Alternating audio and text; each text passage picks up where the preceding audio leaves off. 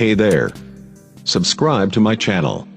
And also press this bell icon, so you never miss any new updates, cause whenever we upload new video you will get a notification on your phone.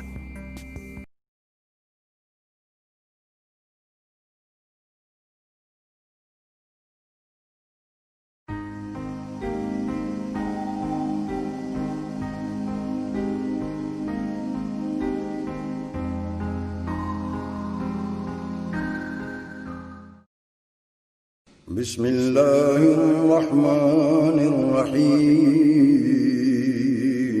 شروع اللہ کے نام سے جو بڑا مہربان نہایت رحم والا ہے۔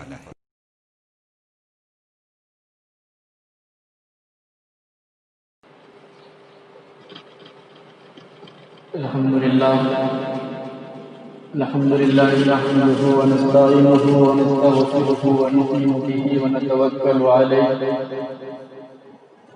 ونعوذ باللہ من شرور انفسنا ومن سیئات اعمالنا، من يهده الله فلا مضل له ومن يضلل فلا هادي له، واشهد ان لا اله الا الله وحده لا شريك له، واشهد ان محمدا عبده ورسوله، اما بعد فأعوذ بالله من الشيطان الرجيم، بسم الله الرحمن الرحيم، ولا تقولوا لمن يقتل في سبيل الله أموات بل أحياء ولكن لا تشعرون. وقال في موضع آخر والذين جاهدوا فينا لنهدينهم سبلنا. وقال النبي صلى الله عليه وسلم الجهاد ماض إلى يوم القيامة، أو كما قال عليه الصلاة والسلام.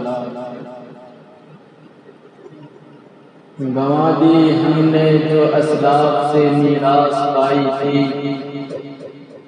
گنوا دی ہم نے جو اسلاف سے میراث پائی تھی، سریا سے زمین پر آسمان ہم کو دے مارا. حضرین محترم، سامعین مکرم، میرے محترم بزرگوں، دوستوں اور بھائیوں، السلام علیکم ورحمۃ اللہ وبرکاتہ. حمد و ثنا زمین و آسمان کے بادشاہ، سمندروں کے مالک، پہاڑوں کے مالک، ہواؤں کے مالک، درندوں کے مالک، چرندوں کے مالک، پوری دنیا کے مالک کے لیے درود و سلام. اللہ کے دلارے، خدا کے پیارے، عبداللہ کے جگر پارے، اماں آمنہ کے لخت جگر، بی بی عائشہ صدیقہ کے آنکھوں کے تارے، سیدہ فاطمہ کے ابا جان، ابراہیم و قاسم کے ابا جان، حسن و حسین کے نانا جان، وجہ تخلیق کون و مکان، یتیموں کے والی، غریبوں کے حامی، بے کسوں کا سہارا، اسم شفاعت، فخر موجودات، مطلوب خدا، محبوب کبریا، دونوں جہاں کے سردار، مالک کوثر، شافع محشر، نور معظم، شرف مجسم، محمد عربی مکی و مدنی صلی اللہ علیہ وسلم کے لیے. میرے بھائیوں، آج کی اس حسین و جمیل مجلس میں، آج کے اس مبارک دن میں، آپ جیسے عظیم شخصیات کے سامنے میرے جیسا کم علم، ناعقل، نادان کا کچھ بات کرنا ایسا ہے جیسا کہ سورج کو چراغ دکھانا، سورج کے سامنے چراغ جلانا.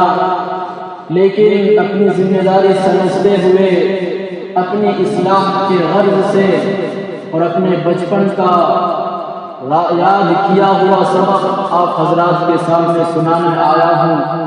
اور کچھ باتیں کرنے کی جسارت کر رہا ہوں، جرأت کر رہا ہوں، تو امید ہے کہ آپ حضرات میری باتوں کو بغور سماعت فرمائیں گے۔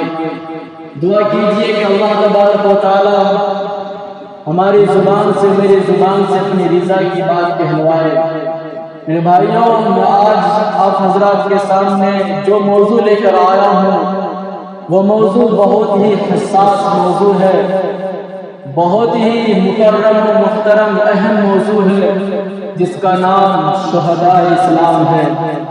میرے بھائیوں، شہداء اسلام کا سب سے پہلے مصداق، اولین درجے کے رکھنے والے صحابہ کرام رضی اللہ تعالیٰ عنہ اجمعین اور صحابیہ رضی اللہ تعالیٰ عنہ اجمعین ہیں، جن کی طبیعت میں، جن کی فطرت میں اللہ تبارک و تعالیٰ نے جذبہ جہاد، شوق شہادت، اللہ کے نبی کی دین کی خدمت میرا اللہ نے پیدا فرمائی تھی۔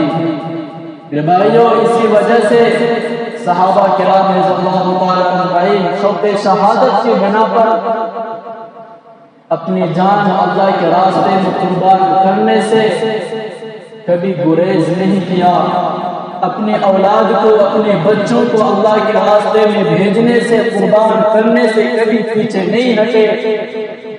اسی بنا پر اب جب تاریخ کا مطالعہ کریں گے، تاریخ کے کتابوں کو، اوراق کو پلٹ کر دیکھیں گے، تو آپ کو یہ بات روز روشن کی طرح عیاں ہو جائے گی، آپ کے سامنے یہ بات ظاہر ہو جائے گی کہ شوق شہادت کی بنا پر دشمنان اسلام سے جتنے بڑے بڑے معرکے پیش آئے ہیں، جنگ پیش آئے، جنگ بدر پیش آئے، جنگ تبوک پیش آئے، غزوہ خندق پیش آئے، غزوہ ذات الرقاع پیش آئے، غزوہ حنین پیش آئے، یہ تمام کے تمام غزوات، اور اس غزوات کے اندر بہت سارے صحابہ اور صحابیات بھی شہید ہوئی، وہ اسی جذبہ جہاد اور شوق شہادت کی بنا پر۔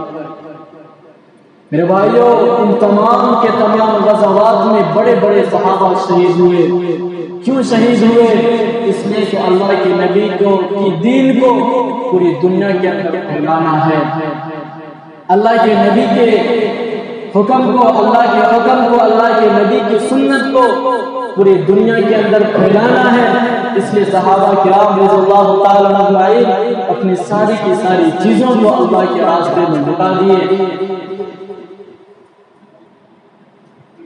اب آگے چلیے، کتابوں میں آتا ہے یہ تمام کے تمام جو غزوات ہوئے ہیں، اس غزوات میں سارے کے سارے بڑے بڑے صحابہ شہید ہوئے، اور جب والذین جاہدوا فینا لنہدینہم سبلنا کو مد نظر رکھتے ہوئے جب آپ اسلام کے ابتدائی دور کا مطالعہ کریں گے، مطالعہ کیجئے، تو آپ کو صحابہ کرام رضی اللہ تعالیٰ اجمعین کی زندگی کے حالات معلوم ہوں گے۔ جب صحابہ کرام رضی اللہ تعالیٰ اجمعین دو چار تھے، پریشانی کے حالت میں تھے، جب اس دین کی خدمت کے لیے جب ان کو بے گھر کیا جا رہا تھا، جب ان کو وطن چھوڑنے پر مجبور کیا جا رہا تھا، ہاں میرے بھائیوں، اسی دین کی خاطر صحابہ کرام کو ان کی بیوی سے الگ کیا جا رہا تھا، ان کے بچوں سے جدا کیا جا رہا تھا، ان کے ماں باپ ان سے الگ ہو رہے تھے۔ صحابہ کرام رضی اللہ تعالیٰ اجمعین پریشان حال تھے، ان کو کچھ سمجھ میں نہیں آ رہا تھا۔ سارے کے سارے کفار و مشرکین صحابہ کرام کا مذاق اڑاتے تھے، ان کو دعوت دیتے تھے، ان کو للکارتے تھے، آ جاؤ تم مجھ سے جنگ کرنے کی ہمت نہیں رکھتے۔ لیکن میرے بھائیوں، آپ اندازہ لگائیے، صحابہ کرام رضی اللہ تعالیٰ اجمعین شوق شہادت کو اپنے سینوں کے اندر رکھ کر اور نبی کریم صلی اللہ علیہ وسلم کے حکم پر اجازت ملتے ہی میدان جہاد میں، میدان کارزار میں کود پڑتے ہیں۔ کیوں؟ اس لیے کہ اللہ کے نبی کی دین کی خدمت کرنی ہے، اس دین کو پورے دنیا میں پھیلانا ہے، اللہ کے نبی کی سنت کو ہر گھر کے اندر جا کر پھیلانا ہے۔ میرے بھائیوں، صحابہ کرام رضی اللہ تعالیٰ اجمعین نبی سے محبت کرنے والے تھے، نبی سے محبت کا دعویٰ وہ سچا کرتے تھے، آپ آج اندازہ لگائیے آپ نبی سے محبت کا سچا دعویٰ کرتے ہیں یا جھوٹا؟ صحابہ کرام رضی اللہ تعالیٰ اجمعین نبی کے حکم کو سنتے ہوئے اپنی جان کی پرواہ نہیں کی، اپنی بیوی کی پرواہ نہیں کی، اپنے بچوں کی پرواہ نہیں کی، اپنے مال کی پرواہ نہیں کی، اپنی جائیداد کی پرواہ نہیں کی، کسی بھی چیز کی پرواہ نہیں کی۔ میرے بھائیوں، جب صحابہ کرام رضی اللہ تعالیٰ اجمعین اپنے نبی کے باتوں کو سنتے ہیں، ان پر عمل کرتے ہیں، کفار مشرکین ان کو طرح طرح کی تکلیفیں دیتے ہیں، ان کے باغات کو چھینا جاتا ہے، ان کے مال و جائیداد کو چھینا جاتا ہے، ان کے گھر سے خود ان کو نکالا جاتا ہے۔ لیکن میرے بھائیو، کیا اندازہ کیجئے کیا منظر ہوگا خود اگر آپ کو آپ کے گھر سے نکالا جائے، آپ کی بیوی سے آپ کے گھر والے الگ کریں، آپ کے بچے سے آپ کو الگ کریں، تو آپ کے دل پہ کیا گزرتی ہوگی؟ ہاں، اس دین کی خاطر صحابہ نے بہت زیادہ قربانیاں دیے ہیں، ساری کی ساری چیزوں کو لٹا دیا اس دین کی خاطر۔ آپ کو شرم آنی چاہیے جو آج ہم لوگ بہانہ کرتے ہیں ایک نماز تک نہیں پڑھ سکتے۔ میرے بھائیوں، چنانچہ صدیق اکبر کا زمانہ ہے، صدیق اکبر کے بارے میں آتا ہے جب وہ پریشان حال تھے، ان کو وطن سے بے وطن کیا جا رہا ہے، وہ اپنے تن من دھن اللہ کے راہ میں قربان کر رہے ہیں، صحابہ کرام رضی اللہ تعالیٰ عنہ شہید ہو رہے ہیں، عمار بن یاسر رضی اللہ تعالیٰ عنہ کو شہید کیا جا رہا ہے، اور خباب رضی اللہ تعالیٰ عنہ کے سینوں پر ان کو انگاروں پر لٹایا جا رہا ہے، بلال رضی اللہ تعالیٰ عنہ کے سینوں پر ان کے سینوں پر پتھر رکھے جا رہے ہیں، سمیہ رضی اللہ تعالیٰ عنہ کو چیرا جا رہا ہے، زبیر رضی اللہ تعالیٰ عنہ کی آنکھیں نکالی جا رہی ہیں، جہاں تک کہ دیگر صحابہ کرام رضی اللہ تعالیٰ اجمعین اپنی جانوں کا نذرانہ ہمارے نبی اکرم صلی اللہ علیہ وسلم کے قدموں میں پیش کر رہے ہیں، کس لیے؟ اللہ کے نبی کے دین پوری دنیا کے اندر پھیل جائے۔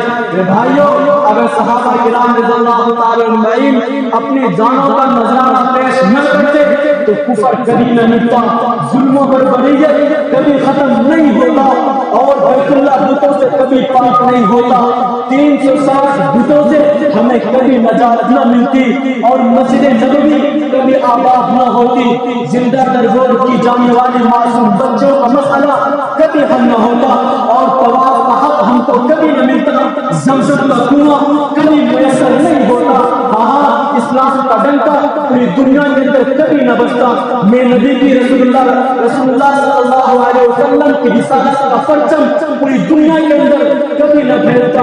یہ صحابہ کرام کی دین ہے جنہوں نے اپنی جان کی پرواہ نہیں کی، اپنے مال کی پرواہ نہیں کی، ساری کی ساری چیزوں کو چھوڑ کر میدان میں نکل پڑے۔ ہاں میرے بھائیوں، اگر صحابہ کرام اپنی جان کو قربان نہ کرتے اس ہندوستان میں اسلام کبھی نہ آتا۔ میرے بھائیوں، جس دین کو آج ہم اپنے باپ کی جاگیر سمجھ لیے ہیں، جس دین کو آج ہم نے کھیلنا سمجھ لیے ہیں، اپنے فتوے نکال کر اپنے مسئلے بنا کے جس دین کو آج ہم یوز کر رہے ہیں، میرے بھائیوں یہ دین صحابہ کرام کی دین ہے۔ آپ اندازہ کیجئے اپنے نبی کے دین کو آج ہم کس چیز کے لیے استعمال کر رہے ہیں۔ شادی بیاہ میں میرے نبی کی سنت، کتنا کھانا شادی بیاہ میں خراب کی جاتی ہے، کتنے شادی بیاہ ہمارے نبی کے سنت کے مطابق ہو رہے ہیں آج دنیا کے اندر۔ کیا تمہاری بیٹی یا تمہارا بیٹا میرے نبی اکرم صلی اللہ علیہ وسلم کی بیٹی سے زیادہ اہمیت رکھتی ہے؟ وہ بیٹی جس کو میرے نبی نے فرمایا کہ جنت کی عورتوں کی سردار ہے، اس بیٹی کی کس طریقے سے شادی ہوتی ہے، کس طریقے سے ان کا نکاح ہوتا ہے، مسجد کے اندر نکاح ہوتا ہے۔ کتنے ہمارے ایسے مسلمان بھائی ہیں جو اپنی بیٹیوں کا نکاح مسجد کے اندر کرتے ہیں، کتنا کھانا میرے بھائی ویسٹ کیا جاتا ہے، جتنا ہم اپنے پیسے کو شادی بیاہ میں برباد کرتے ہیں، اس پیسے سے نہ جانے کتنے غریب بچوں کی شادی ہو جایا کرتی تھی، اور ہو جایا کریں گے اگر ہم اس کو بچایا کریں گے پیسے کو۔ یہ بھائی صحابہ کرام رضی اللہ تعالیٰ اجمعین اپنی جانوں کو قربان کر کے میں نبی کے دین کو پھیلایا ہے۔ سارے کے صحابہ کرام رضی اللہ تعالیٰ اجمعین اپنے جانوں کا نذرانہ پیش کرتے ہیں، دیکھتے ہی دیکھتے باری آتی ہے حمزہ رضی اللہ تعالیٰ عنہ کی، وہ میرے نبی کے پاس آتے ہیں، میرے نبی سے فرماتے ہیں کہ میرے بھتیجے تم مجھے اجازت دے دو میں بھی میدان کارزار میں اتر جاؤں۔ میرے نبی فرماتے ہیں کہ میرے چچا جان تھوڑی صبر کی لیجیے، آپ تھوڑا ٹھہر جائیے۔ ہمارے نبی کے چچا فرماتے ہیں کہ میرے بھتیجے، میرے لاڈلے بھتیجے تم مجھے اجازت کیوں نہیں دیتے؟ سارے کے سارے صحابہ کو، سارے کے سارے مسلمانوں کو، سارے کے سارے لوگوں کو آپ نے اجازت دے دی ہے، تم مجھے کیوں اجازت نہیں دیتے؟ میرے بھائیو ذرا اندازہ کیجیے، میرے نبی رونے لگتے ہیں، میرے نبی کے آنکھوں میں آنسو آ جاتے ہیں۔ میرے نبی فرماتے ہیں انت سنو یا انت سنو یا انت سنو بھی ابھی، میرے چچا جان آپ میرے ابو کی جگہ پہ ہیں۔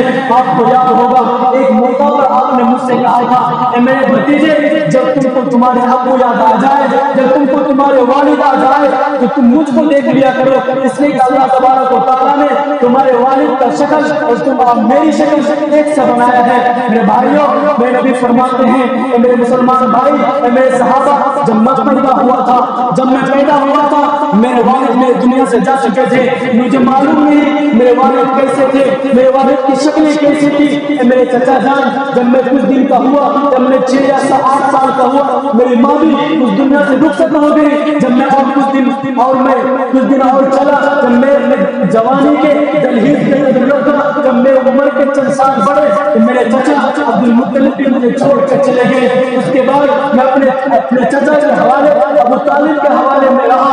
اس کے بعد میرے چچا بھی مجھے چھوڑ کر چلے گئے۔ اب میرا اس دنیا میں کوئی نہیں ہے۔ میرے چچا حمزہ رضی اللہ تعالیٰ عنہ آپ بھی مجھے چھوڑ کے چلے جائیں گے تو میں کس کے سہارے اس دنیا میں رہوں گا؟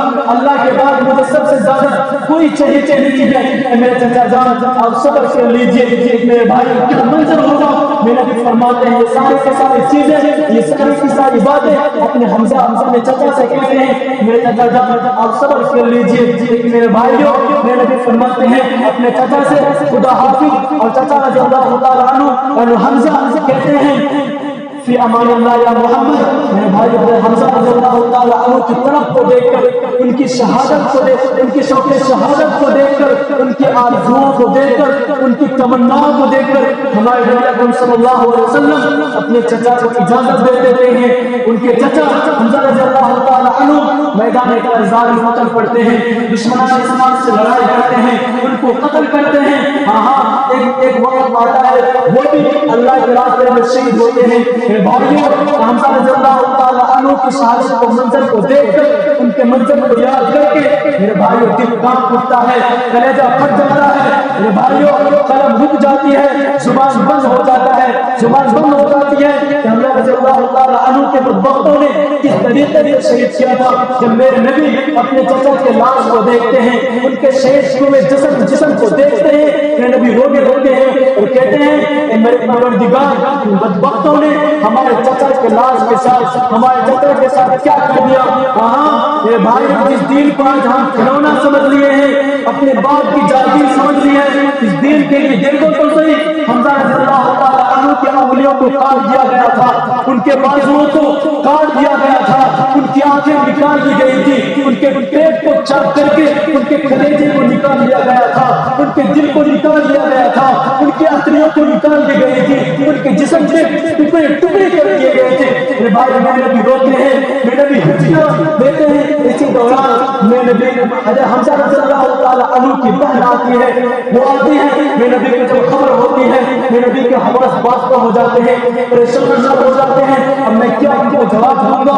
ان کی بہن میرے سے پوچھے گی، اب تو وہ روئے گی، اب تو وہ چیخے گی، اب تو وہ چلائے گی، ہائے میرے بھائی کے ساتھ ان بدبختوں نے کیا کر دیا۔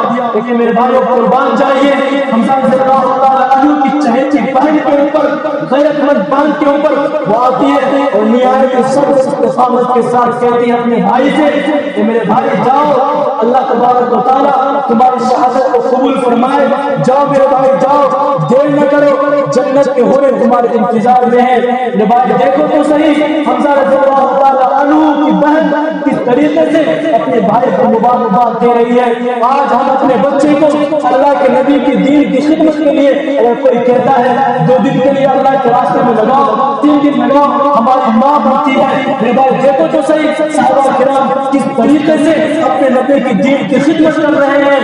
حمزہ رضی اللہ تعالیٰ عنہ کے اپنے جسم کو ٹکڑے کرانا اور اپنے ماں اور بہنوں کو چھوڑنا، اپنی بیوی کو بیوہ کرانا، اپنے بچوں کو یتیم کرانا کس لیے تھا؟ اس لیے کہ یہ دین ہم تک پہنچ جائے، یہ دین پوری دنیا کے اندر پہنچ جائے. میرے بھائی یہ نہ آپ کہیں کہ سارے صحابہ کرام رضی اللہ تعالیٰ اجمعین ہی نبی کے دین کی خدمت کیا کرتے تھے. نہیں، صحابیہ بھی نبی کے دین کی خدمت کیا کرتی تھی.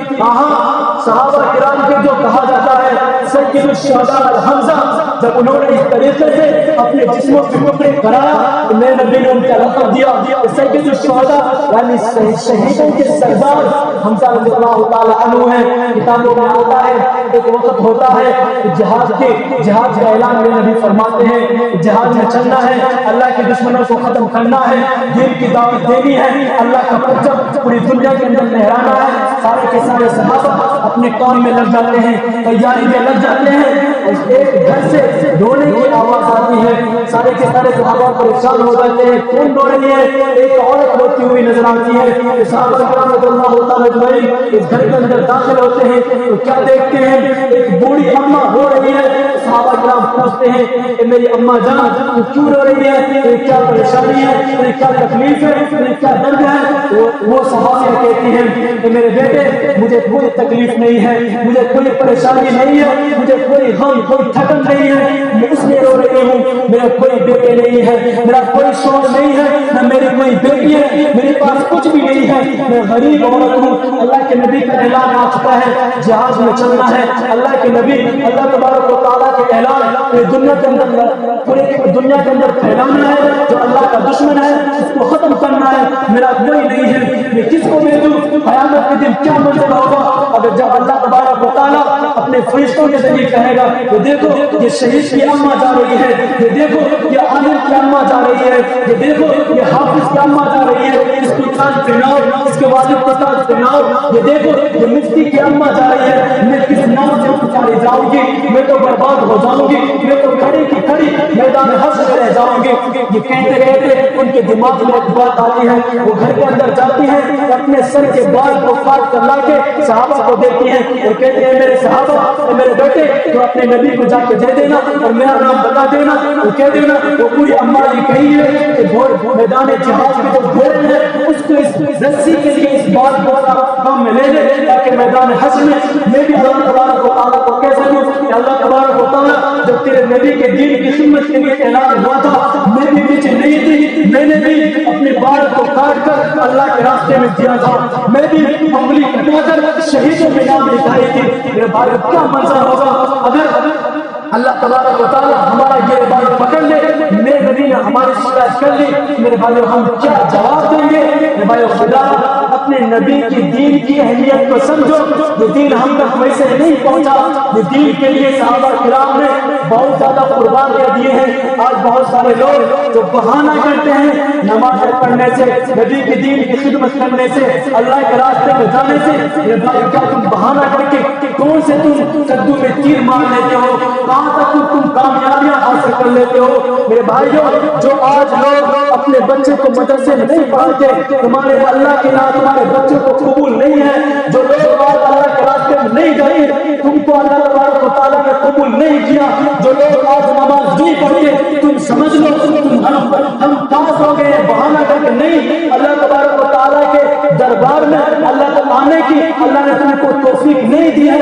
ہاں وہ ضرورت جہاد اسلام کے سب سے اونچی چوٹی جہاد ہے. اللہ کے راستے میں جانا ہے، رب کو جو اچھا لگتا ہے، رب کو جو پیارا لگتا ہے، جس کا کلمہ پڑا ہوا رب کو قبول ہو جاتا ہے. اللہ تبارک جس کا کلمہ پڑا ہوا رب کو اچھا لگ جاتا ہے، اللہ تبارک و تعالیٰ اس کو جہاد کی اونچی چوٹی پہ بیٹھاتا ہے. اللہ تبارک و تعالیٰ اس کو اپنے راستے میں جانے کے لیے قبول فرما لیتا ہے. جس کا جسم خوشبودار ہو جاتا ہے، جس کی جانیں جس کی نگاہ کسی غیر پر نہیں پڑتی، جو غیر کا سبب پڑتا ہے، اللہ تبارک و تعالیٰ اس کو قبول فرما لیتا ہے.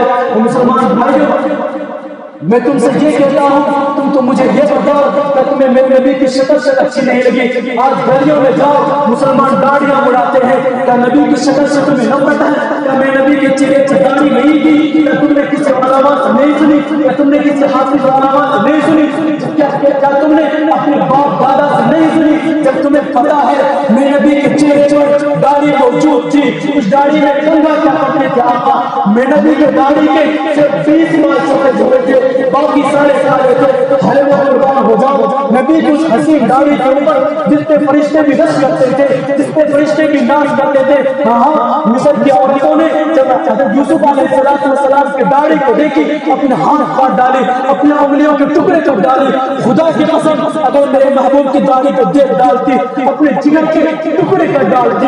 میں نبی حسن کے فیض تھے کہ 14ویں رات کا چاند اپنے حسن پر تہمت رکھتا ہے، اصل حسن تو آقا مدنی کا تھا، جبریل جنت میں لے آتا تھا۔ اے مسلمان تو صبح بھی اس نبی کا کلمہ پڑھتا ہے، شام بھی پڑھتا ہے، دوپہر بھی پڑھتا ہے، میدان حشر میں اسی سے تجھے حوض کوثر کا پیالہ لینا ہے، لیکن تو اپنے چہرے پر اس طرح پھیرتا ہے، بڑے پھیرتا ہے، داڑھی لیتا ہے، نالی میں بہاتا ہے، داڑھی لیتا ہے، پیشاب میں ڈالتا ہے۔ کہاں گئی تیری غیرت؟ کہاں گیا تیرا جذبہ؟ تجھے دنیا کے کافروں کی شکل اچھی لگتی ہے اور نبی کی شکل سے تجھے نفرت۔ ہزاروں باتیں ہیں، سیاستیں ہیں، لوگ دوسروں کے پیچھے پڑے رہتے ہیں، مولویوں نے یہ کر دیا، حافظوں نے یہ کر دیا، اس مولوی کے اس عالم کے پیچھے کتنی برائی ہے، اس طریقے سے پھرتا ہے، اس نے یہ گاڑیاں لے لی ہے، اتنا کماتا ہے۔ اے مسلمانوں تم نے اپنے لیے کیا کر رکھا ہے؟ تم نے آخرت کے لیے کیا کر رکھا ہے کہ تم دوسرے مولانا یا حافظ یا عالم یا کسی امیر صاحب کی تم برائی کرتے ہو؟ تم نے اپنے گھروں میں بچایا کیا ہے؟ تمہارے گھروں کو دیکھ کے لگتا ہے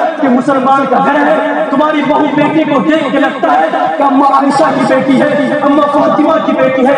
آج ہر شخص آج زنا کی طرف دوڑ رہا ہے، زنا کی طرف بھاگ رہا ہے۔ مسلمانوں کے مجمع میں اعلان کرو ہے کوئی تم میں پاک دامن؟ سینکڑوں میں ایک بھی نظر نہیں آتا۔ مسلمانوں تمہارا نبی تو اتنا حیا والا نبی تھا، اس نے ساری زندگی شرمیلی لڑکی کی طرح اپنی نگاہ اٹھا کر کسی کو نہیں دیکھا تھا۔ اس حیا والے نبی نے تمہارے لیے جنت کے خورے مال چھوڑی تھی، لیکن مسلمانوں تم پھر زانی عورتوں کے پاس گئے، فلم ہالوں میں گئے، اپنے بچوں کو موبائل دے کر ان کی زندگی کو برباد تم نے کیا، اور پھر تم کہتے ہو کہ ہم مسلمان ہیں۔ قیامت کے دن جب جانے کی شرمگاہ ہے ان کی چہروں پر رشکی ہوئی ہوگی، تو مسلمان ہمارے نبی کو تم کیا شکل دکھاؤ گے؟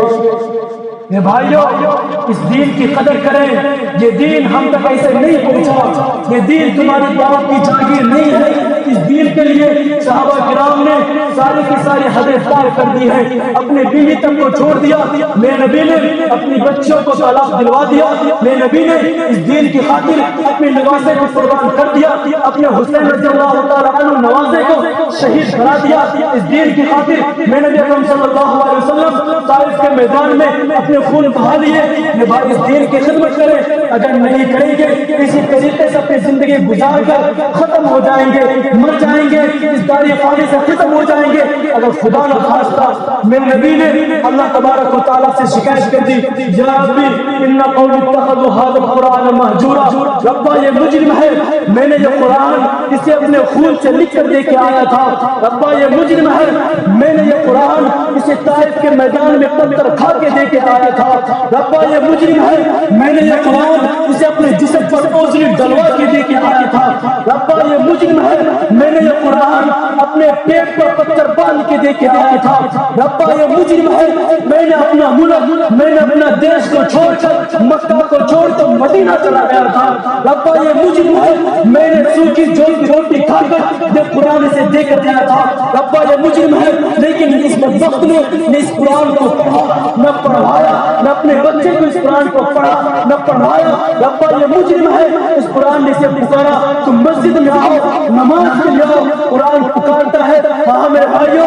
قرآن کے اندر 84 آیت نماز کی ہے، بار بار قرآن کہتا ہے نمازیں پڑھو نمازیں پڑھو۔ میں نے قیامت میں اللہ سے شکایت کر دی، ربا میرے قرآن نے پکارا تم مسجد میں آؤ، انہوں نے قرآن کی باتوں کو کسے پوچھ ڈال دیا، انہوں نے قرآن کو پھینک دیا، اپنے قرآن کو پیوت میں بند کر کے اپنے قرآن پہ غلاف ڈال کے انہوں نے دم کر کے چھوڑ دیا۔